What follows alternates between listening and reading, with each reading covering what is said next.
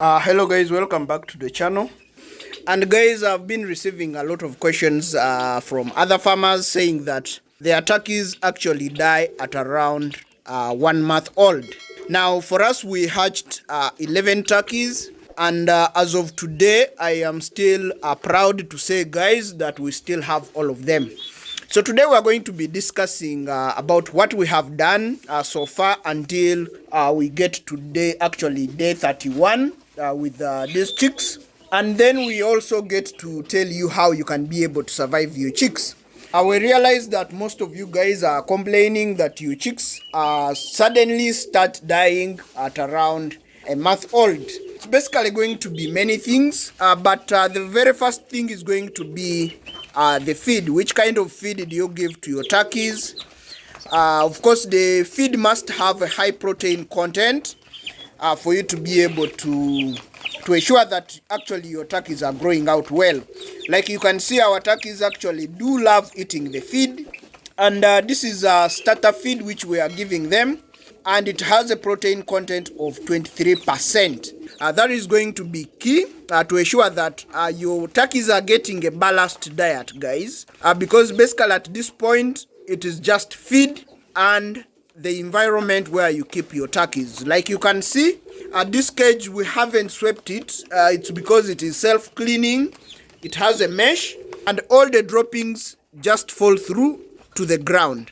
So that's how best we manage the droppings and being able to keep the environment very clean, which is going to be important. The feed, it must be also put in a feeder where the birds cannot litter into the feeds. That's why you see we use this kind of feeder to be able to feed these turkeys. And guys, you just see that they just overreach for the feed inside, and that way they also not able to spill the feed. And you can see guys, this is going to be the size of your turkey. This is going to be the size of your turkey at 1 month old. It's not that bad, guys, based on how, if you can compare this with maybe chicken, that is not bad. Then also the other thing is that this kind of breed of turkeys actually does not grow that big, because this is the heritage breed of turkeys. This heritage breed of turkeys actually do not grow that big. But the good thing with them, guys, is that they lay quite a good number of eggs, and they are able to incubate their eggs. Remember that if your turkey is going to be growing out very huge, it's going to be very difficult, especially if the males have become very big. It's going to be very difficult for them to be able to breed the females so that you can get fertilized eggs and be able to hatch chicks. So that's going to be important. If you're going to be relying on being able to get your new stock from your chicks themselves, then you might look at having this kind of heritage breeds of turkeys, because they don't be so big, which makes it very easy for them to breed. And that way you will be able to get these chicks. Now the other thing, guys, that you must do to ensure that you survive your turkeys up to 30 days or and beyond, you must provide water, guys. The water is going to be in a regular chicken drinker like this.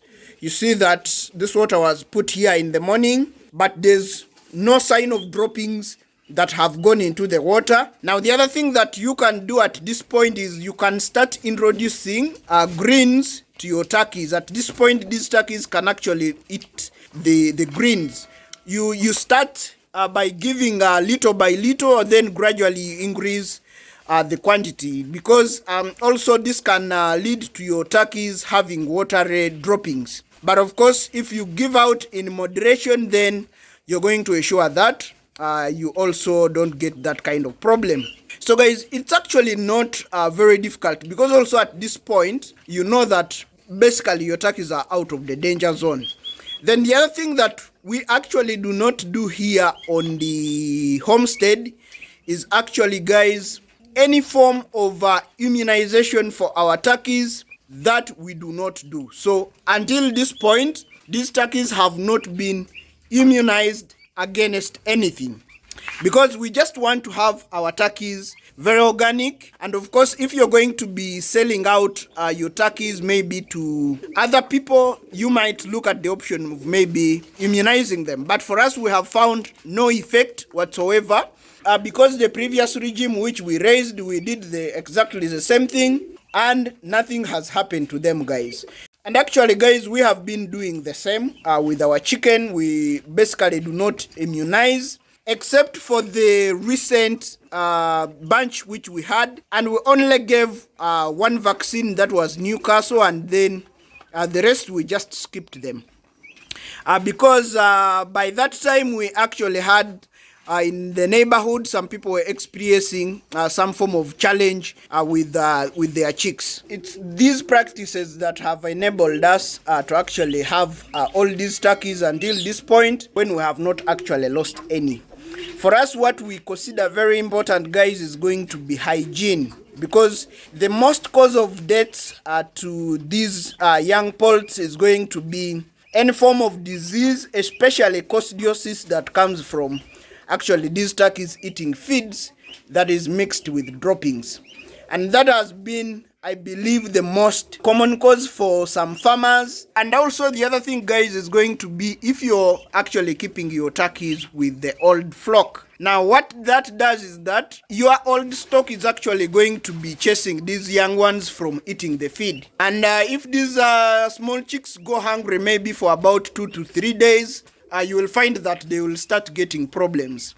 So that is also one of the things, is that at all cost isolate the young turkeys from the mature ones, so that you can ensure that the feed that you give to them, it is actually consumed by these turkeys. So that way you are going to ensure that your turkeys are getting exactly what they need to get. If you kind of follow this guide and actually do what we have been doing here while trying to raise these turkeys, trust me, you will be able to raise your turkeys with no problem. The issue is also comes with when people actually want to save too much on feed.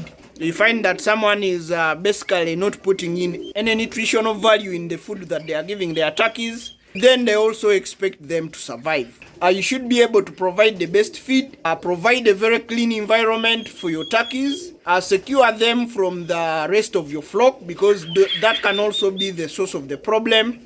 Your older flock are pecking on the small turkeys, and also possibly eating all the feeds so that these ones don't have actually what to eat. So once you have all those areas addressed, trust me, guys, you're going to be able to raise your turkeys with no problem. If you've watched the video this far, guys, please consider subscribing to the channel, turn on the notification bell so that the next time we upload the video, you are notified to come and watch with us. Otherwise, guys, thanks for watching.